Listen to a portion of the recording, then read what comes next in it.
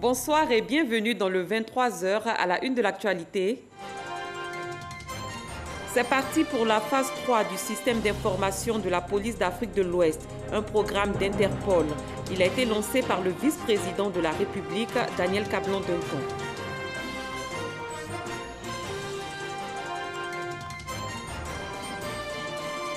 La première dame, toujours aux côtés des sinistrés des pluies diluviennes. Dominique Ouattara était aujourd'hui dans la commune d'Atekoubé. Elle a remis des denrées alimentaires et des équipements de première nécessité aux victimes. Le dossier EcoPlus s'intéresse ce mardi au marché public, notamment la part des PME. Une part passée de 16,6% en 2016 à 42% à fin 2017. Cela grâce au gouvernement qui a réformé le cadre juridique et institutionnel des marchés publics. Merci de suivre cette édition. Tout d'abord, en images, le président de la République, Alassane Ouattara, est arrivé ce mardi à Yamoussoukro aux environs de 17 h. Le chef de l'État s'est rendu dans la capitale politique par la route.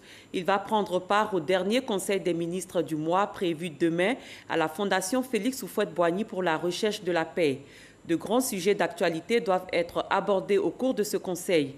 Le chef de l'État a été accueilli à sa résidence de Yamoussoukro par le corps préfectoral, le maire et le gouverneur du district autonome de Yamoussoukro. La Fondation Félix Houphouët-Boigny pour la recherche de la paix à Yamoussoukro a également abrité aujourd'hui une séance plénière du Sénat. Une autre aura lieu demain. Les sénateurs vont examiner la proposition de résolution portant règlement du Sénat et mettre en place les différents organes du Sénat. Mahama Traoré. À l'entame des travaux, les 66 sénateurs ont observé une minute de silence en la mémoire des disparus des récentes inondations. Si le Sénat compatit, il doit également veiller à ce que de telles tragédies ne surviennent plus, selon son président Jeannot Kouadio-Aoussou. Aujourd'hui, les derniers événements tristes qui se sont produits en Côte d'Ivoire nous interpellent en notre qualité de législateurs. Face à la vacuité législative pour réprimer ces comportements inciviques et dangereux pour la communauté nationale et les habitants de ce pays, il convient à notre qualité de législateurs d'apporter notre contribution pour créer de nouvelles lois plus répressives des comportements qui sont en soi des délits, sinon des crimes. Face à la gravité de ces agissements connus de tous et jusque-là insuffisamment punis, je voudrais vous proposer d'entrevoir, en liaison avec l'Assemblée nationale et le gouvernement, la mise en place d'un groupe de travail pour ensemble réfléchir et proposer des solutions pour juguler cet incivisme contagieux de certains de nos concitoyens qui provoque des sinistres et crée la désolation, notamment dans les familles et les villes. Pour y arriver, cette jeune institution doit se doter d'une ligne de conduite, d'où la proposition de résolution portant règlement du Sénat soumise à l'examen des élus ce mardi. Élaboré par une commission ad hoc, ce projet de règlement est composé de 163 articles regroupés en 29 chapitres. Chapitres relatifs, entre autres, au fonctionnement du Sénat, ses rapports avec les autres institutions ou encore la procédure de révision de la Constitution. Des textes adoptés dans leur ensemble à l'unanimité par les 66 sénateurs. Désormais, le Sénat ivoirien dispose, en plus de la Constitution, de l'arsenal juridique indispensable au bon déroulement des travaux et missions de tous ordres. Reste désormais au Conseil constitutionnel de valider l'entrée en vigueur du règlement du Sénat, ce dans un délai de 15 jours à compter de sa saisine. D'ici là, la deuxième chambre du Parlement poursuit sa marche avec la mise en place ce mercredi de ses différents organes. Ouverte le 18 juin, l'opération de révision de la liste électorale a pris fin le dimanche 24 juin dernier. Pour faire le point de ce recensement électoral, le deuxième vice-président de la commission électorale indépendante était face à la presse. Il s'est prononcé sur les statistiques provisoires de cette opération d'enrôlement. Olivier Iriebi, Gabriel Zani. L'heure est au bilan. Après la collecte des données sur le terrain pour le renouvellement de la liste électorale en vue des prochaines élections. Le deuxième vice-président de la commission électorale indépendante CEI chargé de la révision de la liste électorale était face à la presse pour communiquer les résultats provisoires. Selon lui, sur les 10 580 lieux de vote érigés en centre d'enrôlement sur l'ensemble du territoire national, la CEI a enregistré aussi bien des requérants qui souhaitaient actualiser leurs données personnelles que des nouveaux majeurs. Nous avons reçu au total 915 801 personnes, dont 487 568 requérants de la catégorie numéro 1. La catégorie numéro 1 sont les personnes qui figurent déjà sur la liste électorale et qui viennent actualiser leurs données. Et 428 233 de la catégorie numéro 2, soit les personnes qui viennent pour s'inscrire pour la première fois. Soit donc des proportions respectives de 53% pour la première catégorie et 47% par rapport au total. La répartition par genre fait état donc de 58% d'hommes et de 42% de femmes. Concernant Abidjan, nous avons 85 798 personnes qui sont venues pour la catégorie numéro 1 et pour la catégorie numéro 2, nous avons 84 889 personnes qui se sont inscrites pour la première fois. Pour le vice-président de la CEI, ces résultats restent pour l'instant provisoires. Cette liste électorale doit être affinée avant sa publication. Concernant les requêtes sur les tentatives de fraude constatées dans certains centres d'enrôlement, Gervais Koulibaly a indiqué que des enquêtes sont en cours pour démontrer la véracité des faits. La phase 3 du système d'information de la police d'Afrique de l'Ouest, CIPAO, a été lancée ce mardi par le vice-président de la République, Daniel Kablon-Duncan. Ce programme d'Interpol vise à renforcer les services de police ouest-africains. Il permet aussi de mettre à disposition un outil pour le partage de données entre États en vue de lutter efficacement contre la criminalité transnationale et le terrorisme. Moussa Konaté, Gabriel Zani. La lutte contre la criminalité transnationale et le terrorisme connaît une avancée. Les ministres de la Sécurité, les chefs de police et responsables de sécurité nationale d'Afrique de l'Ouest réunis à Abidjan examinent la mise en œuvre du CIPAO, le système d'information de la police d'Afrique de l'Ouest.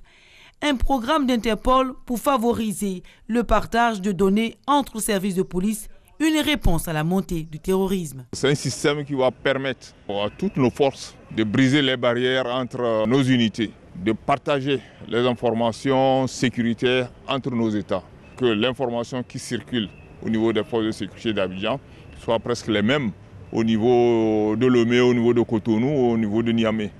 Le CIPAO est financé par l'Union européenne et bénéficie de l'expérience d'Interpol. Il concerne 15 États membres de la CEDEAO et la Mauritanie. Pour le vice-président ivoirien, ce programme constitue un facteur d'intégration.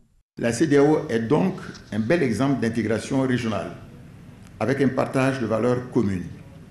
C'est pourquoi son Excellence M. Alassane Ouattara, président de la République de Côte d'Ivoire, ne cesse d'œuvrer avec ses pairs pour que le processus d'intégration aille en se renforçant davantage, à travers notamment la mise en œuvre de projets structurants et intégrateurs, la transformation au niveau régional des matières premières et, pour ce qui concerne spécifiquement la présente rencontre, une coopération plus renforcée dans la lutte contre la criminalité transfrontalière et contre le terrorisme.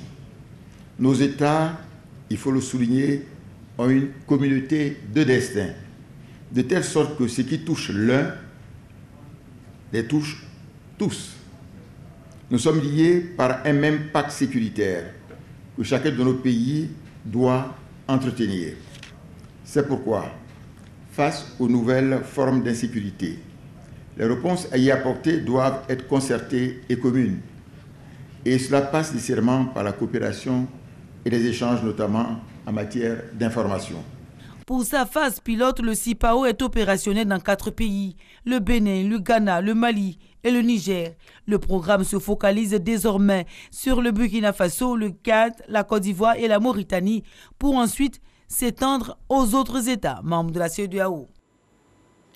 La première dame de Côte d'Ivoire continue d'apporter son soutien et du réconfort aux sinistrés des récentes intempéries. Dans la commune d'Atekoubé, Dominique Ouattara a remis des denrées alimentaires et autres équipements de première nécessité aux victimes. Sidonie Davila. Tout comme lundi à la Riviera, ce mardi encore, la première dame était aux côtés des sinistrés et des parents de victimes des pluies diluviennes pour leur apporter soutien, consolation et réconfort. La première dame Dominique Ouattara prouve qu'elle n'est pas insensible aux pertes en vie humaine, dégâts matériels et autres traumatismes provoqués par les fortes pluies tombées il y a une semaine. Cette situation a ému la Côte d'Ivoire tout entière et pour ma part, je ne pouvais pas rester loin de vous dans un moment aussi difficile. Au milieu de cette tragédie, je tenais à venir vous exprimer ma profonde compassion et vous dire que vous n'êtes pas seuls, mes chers frères et sœurs. La rencontre de Dominique Ouattara avec les familles sinistrées d'Atekoubé a été marquée par de nombreux actes de solidarité, notamment des dons de kits alimentaires auxquels s'ajoutent des produits de lessive, des ustensiles de cuisine et bien d'autres. La première dame Dominique Ouattara a également remis aux familles endeuillées 5 millions de francs CFA, aux sinistrés 3 millions et aux femmes 2 millions. Au total, c'est une enveloppe de 14 millions de francs CFA que les populations ont reçues. Je suis venue aujourd'hui vous apporter des denrées alimentaires et des dons en nature. Je sais que cela ne remplacera pas votre être cher, mais j'espère qu'ils vous seront utiles pour retrouver un peu de confort le temps que vous puissiez regagner vos domiciles respectifs. Je vous souhaite beaucoup de courage afin que vous puissiez vous relever de ces difficultés. Vous pouvez compter sur moi pour être à vos côtés, chers frères et sœurs. 6 décès enregistrés dans la commune d'Atekoubé, conséquences dramatiques des pluies diluviennes.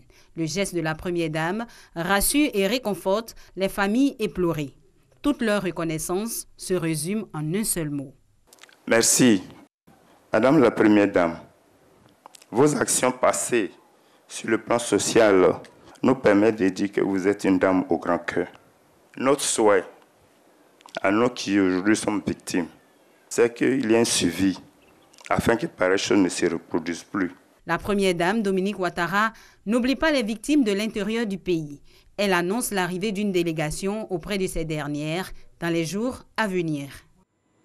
Le Conseil supérieur des imams a fait une déclaration concernant les dernières pluies diluviennes. On en parle avec notre reporter Parga Sorokoni. Dans la nuit du lundi 18 au mardi 19 juin dernier, une pluie diluvienne s'est abattue sur une partie de la Côte d'Ivoire, entraînant de nombreuses pertes en vie humaine et causant d'importants dégâts matériels. Le Conseil supérieur des imams en Côte d'Ivoire voudrait exprimer ici ses condoléances les plus attristées aux familles endeuillées et adresser sa compassion à tous ceux et toutes celles qui ont subi des sinistres de quelque nature que ce soit. Féliciter le gouvernement de la République pour sa prompte réaction face à cette épreuve, saluer le gouvernement pour l'annonce d'une part de mesures techniques idoines tendant à restaurer dans les meilleurs délais les infrastructures endommagées et d'autre part de mesures préventives afin que de pareilles situations ne se reproduisent. Lancer un appel des plus pressants à la communauté nationale, notamment à la communauté musulmane, afin que celle-ci se mobilise pour venir en aide aux victimes de cette épreuve. Le Conseil supérieur des imams en Côte d'Ivoire, pour sa part, en cette période où la météo indique une pluviométrie assez importante, invite les religieux à continuer les prières et invocations. Vous venez donc d'écouter le porte-parole du COSIM. Ces propos ont été recueillis par Parga Sorokoni. 256 476 candidats affrontent depuis ce mardi les épreuves orales du baccalauréat général session 2018. Nos reporters Sephora Zegui et Franck Wadieu ont sillonné quelques établissements pour faire leur constat. Dans ce lycée de la commune de Cocody, ce sont les épreuves orales du baccalauréat session 2018.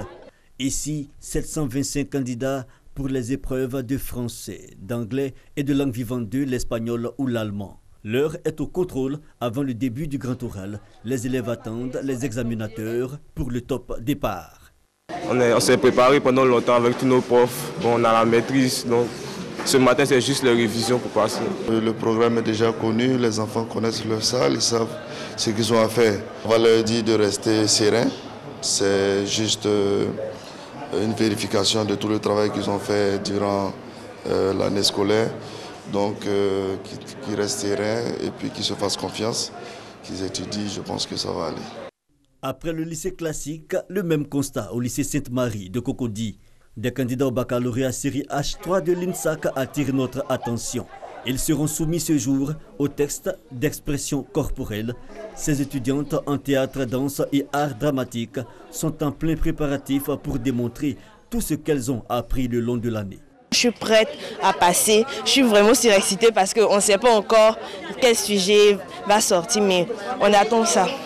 Dans cet autre centre à Bingéville, lycée Mami Oufouette-Fété, cette candidate prépare son temps de passage.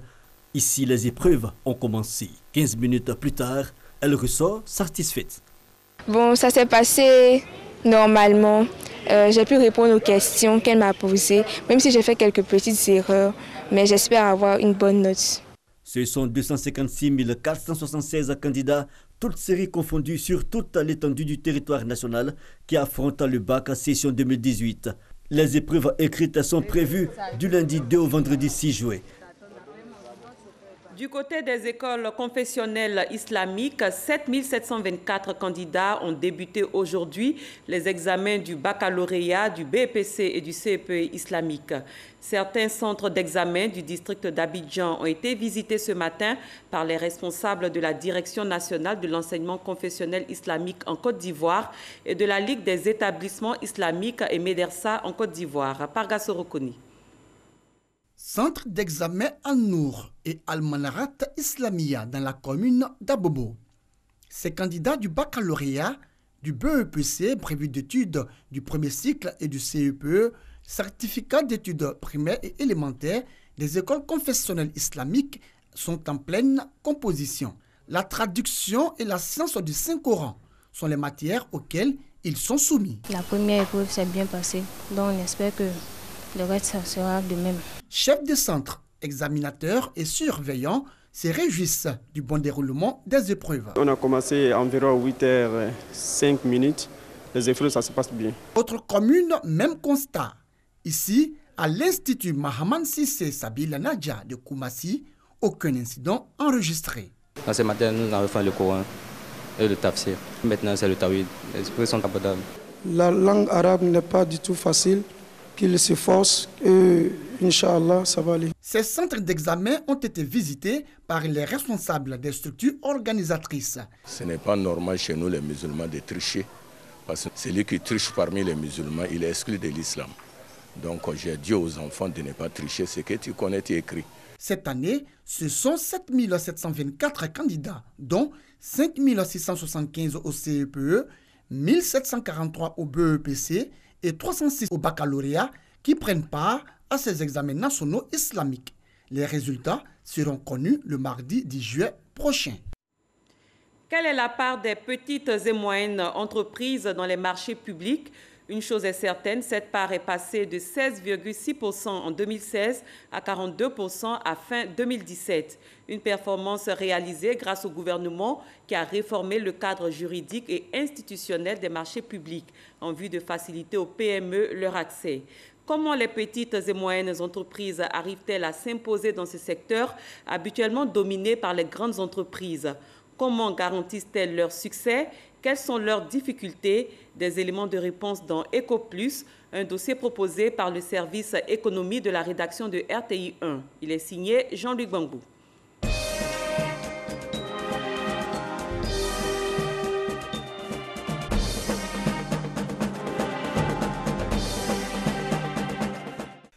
Matinée bien studieuse pour François Akreyoman, PDG d'une PME spécialisée dans les bâtiments et travaux publics.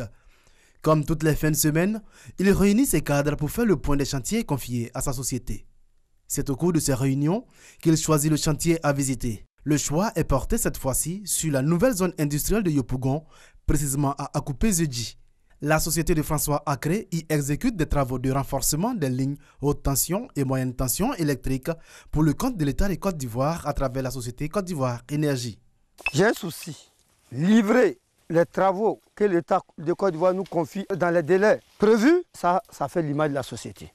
En tout cas, voilà. Donc c'est des choses que je ne joue pas là-dessus.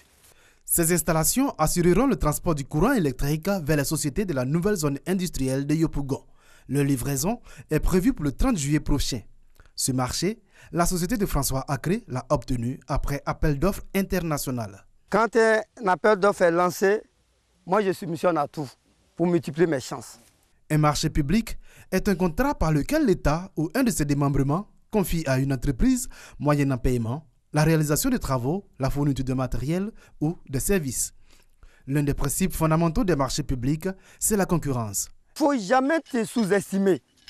Un appel d'offres est lancé, que ce soit national ou international. Dis-toi que moi, je vais pour gagner, même si c'est une multinationale qui est devant moi. Ne jamais se sous-estimer et surtout accomplir sa tâche avec sérieux. Les principes cardinaux du fondateur de cette PME qui s'est lancé dans la conquête des marchés publics depuis sa création en 1995. C'est également le cas pour cet autre patron de PME, Bernard Niambé. Son entreprise est spécialisée dans la restauration collective. Cette année, l'État lui a confié la confection des repas pour les étudiants de l'ENCA, l'École nationale supérieure des statistiques et d'économie appliquée. C'est pour vous que nous sommes là. Donc, au moment opportun, à chaque fois que vous avez quelque chose à nous demander, nous sommes à votre disposition. Pour réaliser cette prestation, la société de Bernard Niambé a subventionné à un marché public. Il faut compétir. Il y a les règles. Ces règles-là existent. Mais par ignorance, souvent, on se pose des questions et on développait des préjugés. Ici, les étudiants ne payent pas le prix réel du repas. La plus grande partie du coût reste subventionnée par l'État. Au cours de la semaine, il y a une large variété de plats qu'on a la possibilité de déguster. Et au niveau du matériel, voilà, vraiment tout est particulièrement bien pris en compte au niveau de la propriété. Pourtant, la vie de cette PME n'est pas un long fleuve tranquille. En tant que structure, nous sommes soumis mensuellement à des charges variables et des charges fixes qu'il faut les honorer chaque fin du mois. Mais si le règlement ne suit pas, il est difficile pour un PME de se prendre en charge et puis satisfaire ses honoraires. Le paiement en retard des attributaires de marchés publics, mais également le manque de financement, telles sont les principales difficultés des PME. Navigotio n'y échappe pas. À la tête d'une entreprise de fourniture de services, il a souvent été confronté au manque de financement lors de sa participation aux appels d'offres. Avec l'expérience, il faut être patient, il faut continuer de s'organiser, il faut bien s'organiser. Nous avons essayé d'être stricts avec nous-mêmes, d'être assez rigoureux avec les premiers marchés qu'on a pu avoir. Et donc, aujourd'hui, je pense que ça va beaucoup mieux qu'au départ. Aujourd'hui, l'entreprise de Navigotio réalise régulièrement des prestations pour le compte de l'État, comme ici à la Direction générale du budget, où il a été appelé pour fournir des consommables informatiques. Un marché d'une valeur de 60 millions de francs CFA. Au début, quand nous avons commencé à soumissionner au marché public, on a constaté qu'il y avait un besoin, il y avait de la place. Parce que souvent, nous retrouvons seuls candidats à un appel d'offres. En 2017, les PME ivoiriennes ont raflé 1390 marchés publics, ce qui représente des prestations d'une valeur de 220,54 milliards de francs CFA sur un total de 915,8 milliards de francs CFA. La part des marchés publics attribués aux PME est passée de 16,6% en 2016 à 42% en 2017. Une hausse qu'explique Yul Sansan, le directeur des marchés publics. C'est le relèvement des seuils de passation, de validation et d'approbation des marchés. Le seuil est passé à 100 millions de francs CFA pour tous les assujettis au code des marchés publics. Les seuils de validation et d'approbation ont été également relevés. On a 300 millions contre 100 millions auparavant. Toutes ces différentes mesures ont eu pour conséquence de réduire les contraintes administratives, de faire un gain de temps lorsque les dossiers de validation doivent être consultés. Les PME peuvent donc envisager de nouveaux marchés, notamment avec la réduction des procédures non concurrentielles, comme les marchés de gré à gré. Il ne peut y avoir de passation de marché sans gré à gré. Il y a des cas d'impérieuse nécessité, effectivement. Le plus important, c'est de faire de telle sorte que ces mesures, qui sont des mesures dérogatoires, ne prennent pas le pas sur l'appel d'offres ouvert qui est la règle. Les procédures non concurrentielles sont ainsi passées de 41,6% en 2016 à 30,2% du montant des marchés approuvés en 2017. Outre les réformes, le contrôle et la régulation du secteur expliquent l'accroissement de la part des marchés publics attribués aux PME. L'Autorité nationale de régulation des marchés publics organise régulièrement des séminaires de formation et de sensibilisation à l'endroit de ces entreprises. Avant, les PME souffraient en silence. Avant, elles ne se plaignaient même pas parce que c'était d'abord cher, il fallait payer. Ensuite, elles n'étaient pas sûres de gagner et certaines avaient peur des représailles. Mais l'ARMP, depuis qu'elle est en place, depuis bientôt 7 ans, nous avons rendu à ce jour plus de 220 décisions. Donc plus de 220 fois, des entreprises sont venues nous saisir. Ça veut dire qu'elles ont confiance. Au terme du premier trimestre 2018, 30% des marchés publics avaient déjà été attribués aux PME ivoiriennes, contre 10,3% à la même période en 2017, soit une hausse de près de 20%. Sachez que la part des marchés obtenus par les entreprises ivoiriennes en 2017 est de 71,7% par rapport au nombre total des marchés passés. Celle des entreprises étrangères est de 28,3% selon la direction des marchés publics.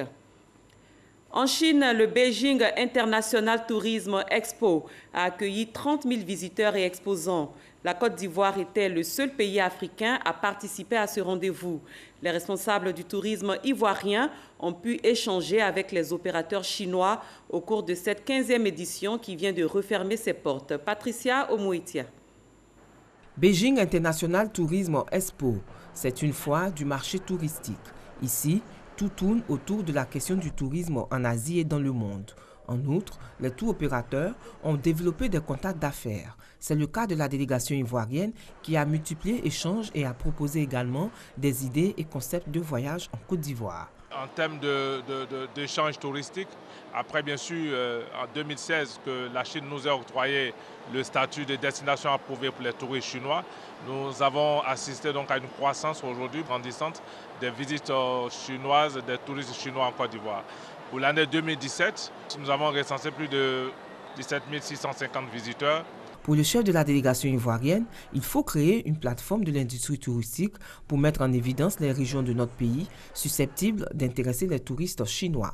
Mais nous sommes heureux de savoir qu'ils ne traduisent plus le nom de notre pays en anglais ou en chinois. Ils disent la Côte d'Ivoire.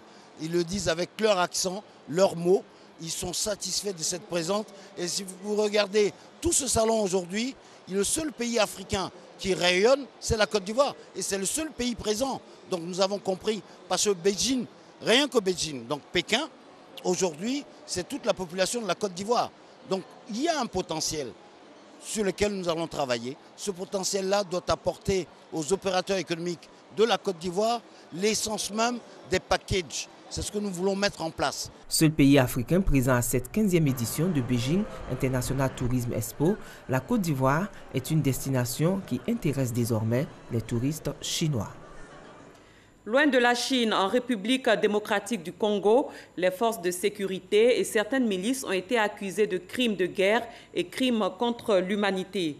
Selon des experts ayant enquêté dans le Kasaï depuis 2016, des milliers de personnes ont été tuées et d'autres ont fui leur localité pour se mettre à l'abri. Mandaté en juin 2017 pour 1 an, le Conseil des droits de l'homme des Nations Unies appelle au désarmement immédiat des milices et à la mise en place d'un processus de réconciliation afin d'éviter une nouvelle vague de violence. Merci d'avoir été des nôtres. Très bonne fin de soirée. À très bientôt.